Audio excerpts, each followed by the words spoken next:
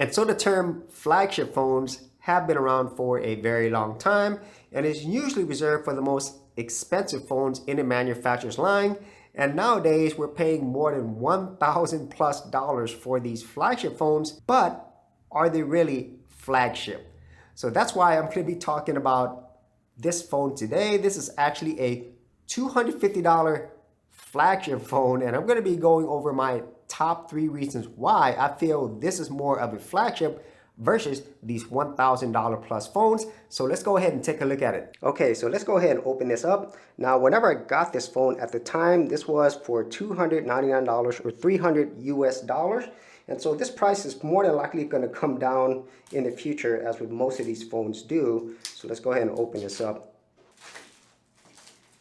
Here we go. Now, this is actually my first OnePlus phone, and I would say the box, it's really nice.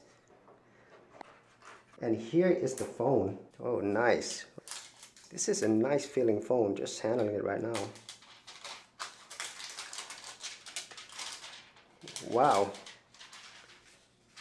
I'd have to say, this looks really premium despite the price. I really like this overall design. It feels a lot more premium than the price says, and I'm just going to turn it on right now.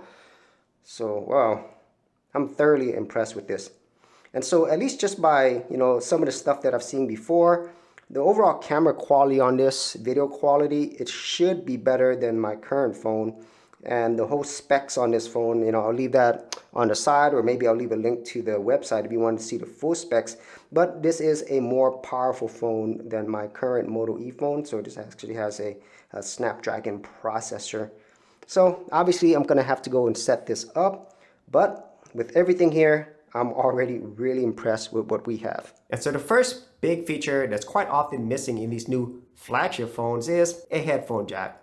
So something that was so simple before is now needlessly complex and expensive. So now I have to get some type of adapter or dongle, or buy some wireless earphones that I could easily lose. Whereas with my older earphones, I won't lose this as long as it's plugged in. And at the same time, using something like a Bluetooth wireless connection is not always the most stable, and it's not always going to give me the best sound quality. And if I had some other headphones or audio devices that do require a headphone jack, I now need some type of adapter and additional accessory to even use something that's so simple before. So when it comes to the overall picture quality, whenever you're taking photos with this phone, I would say it's okay to good.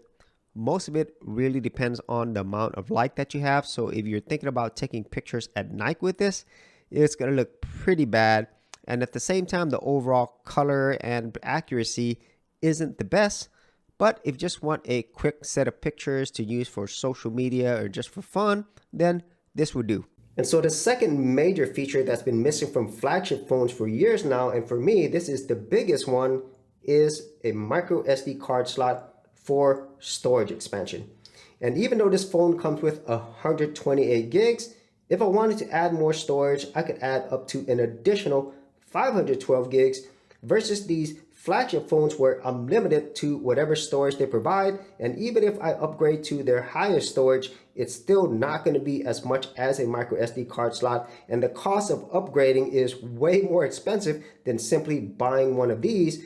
And with more and more of our content, especially with video going up to 4K, storage is definitely a premium. Okay, so now I'm testing the video quality of this phone camera. And in this case, this is really going to determine for most people whether or not they spend more or not. And for somebody like myself, I will create content from this phone every now and then, but it is not my main camera. And so if you want the best overall quality, then more than likely you're not going to be using your phone anyway.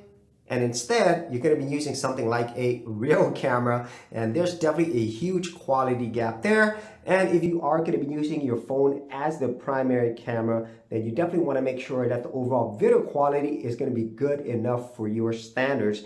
But at least for me, the type of quick content that I'm creating, this is going to be okay to good for most cases. So when it comes to performance on this phone, I've been thoroughly impressed. I've been using it for months now. I've had no issues navigating on this phone, using apps, watching YouTube videos, playing games here and there, and even editing content on my phone. has been a pleasure, and I've been able to do all of this without even using the high performance mode. I'm used on the optimized battery saving mode, and if I wanted to, I could actually even get even more performance out of this by just turning that high performance mode on. And the thing is, with most Android phones that I've used, performance does suffer over time with every single Android update, but so far I haven't had that happen, and hopefully with long-term use of this, the performance doesn't suffer from these Android updates. And about the only place I feel you would want more performance out of this, if you're the type of person who really wants the best gaming performance from your phone, or if you're going to be doing a lot of heavy concentration editing from your phone. But for most people who have those type of needs, they're probably going to have a dedicated gaming system or video editing computer. But other than that, I think for the majority of people out there, this is going to give them excellent performance overall. And so the third feature that's rapidly missing in flagship phones is a charger. I can't believe I'm saying this. I never thought I'd see the day where you would spend more than $1,000 plus on a premium flagship phone and not even get a charger, so then you could charge your phone.